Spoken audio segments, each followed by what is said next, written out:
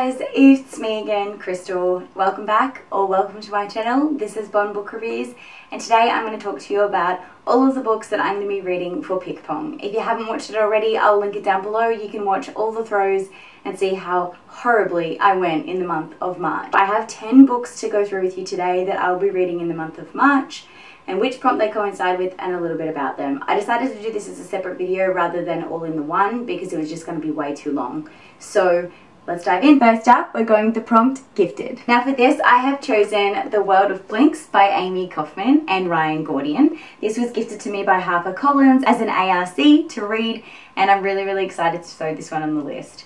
I've heard that it is a massive, awesome, wild adventure, and I just think it's what I need to kind of separate things a lot this month with me having so many books on my TBR. I really would love to have a middle grade on there, which is a little bit of a lighter read that I can smash through a little quicker.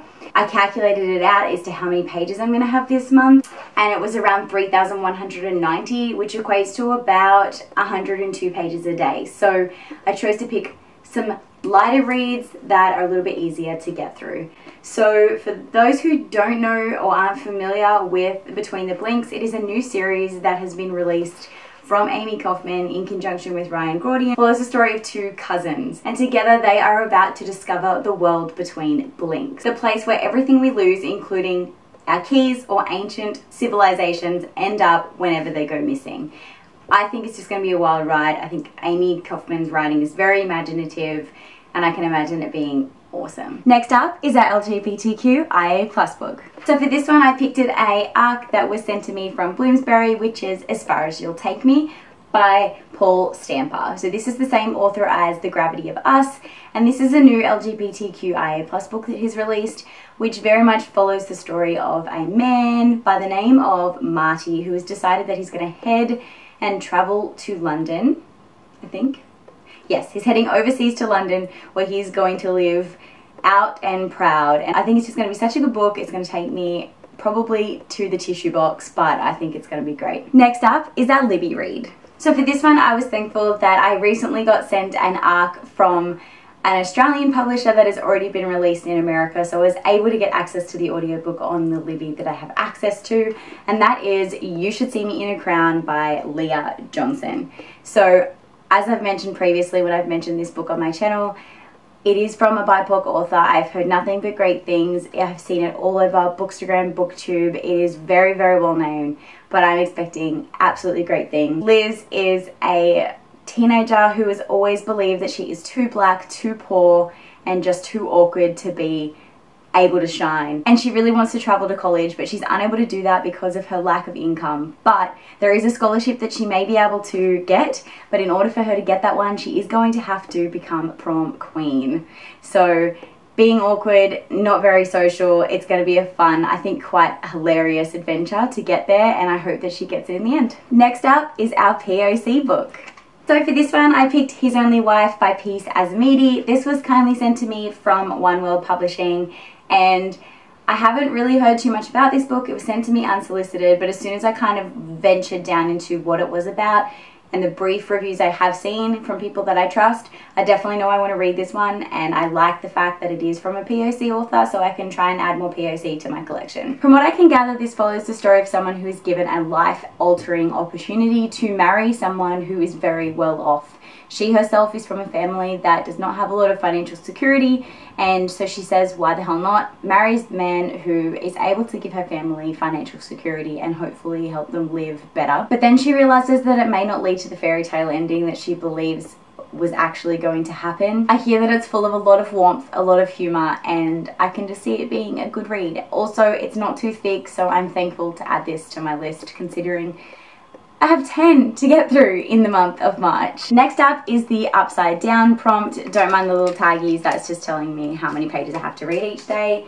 For this one, I have chosen Firekeeper's Daughter by Angeline Boulley. I got Upside Down, which to me was kind of like image, upside down mirror image on the book cover, which unfortunately I didn't have any arcs that fit there, so I've bent the rules a little bit and chosen mirror image from side to side instead. I think it still hits it. My game, my rules, but I'm still getting through one of my ALCs from Libro FM, so I'm excited. I don't really know anything about this one. I saw the cover and just instantly said, yes, I'll take it. So this is purely a cover made me do it choice. The next prompt I got was even page number. So for this one, I have chosen The Griffin Gate by Vashti Hardy. I decided I was going to throw in as many middle grades as I could, as many skinny books as I could, and do myself a favour, because with me failing February, I was feeling a little bit down, a little bit in a reading slump, and not really feeling like a lot of books were going to make me want to pick them up. So I figured I'd pick some skinny, lighthearted reads. So this is why I've chosen Vashti Hardy's The Griffin Gate. This follows the story of Grace, and her family is in charge of the Griffin Map. So the Griffin Map is what helps you transport around the world, around the community,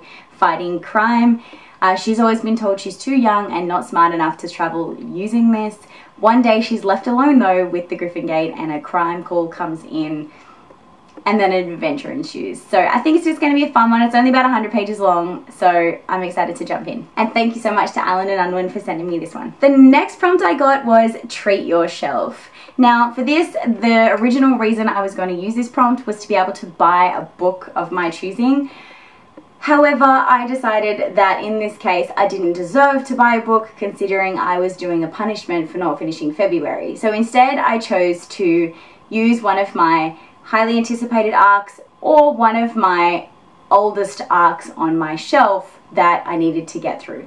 So for this one, I have chosen The Rebel Rose, which is by Emma Thorold. This was sent to me from Scholastic, and it is kind of like a Beauty and the Beast sequel. So the Beast's curse has been lifted, and now it's all about the anarchy and world of running a kingdom that is now post-curse. That's all I know about it. A couple people that I know have read this and enjoyed it, so I can expect to have fun things. I've loved everything in the Twisted Tale kind of retelling series that Scholastic has released so far, so I can see myself enjoying this one too. Prompt number 9 was Crystal Pick, and for this I decided to pick a nice, short, sweet poetry collection which was sent to me from an author, which is An Ordinary Magic by Anne Folletta. Anne messaged me and said, hey, I'd really love for you to try and read my stuff, and sent me through a beautiful hardback edition, which is, the art has been designed by her daughter, I believe, if I remember correctly. It's absolutely stunning, and I'm not much of a poetry reader, so it is still a bit of a challenge for me to get through, but I can see myself enjoying it. Next up is Next up is TV/movie. Now for this one I had to twist the rules a little bit, because obviously none of my arcs are going to have TV or movie adaptations.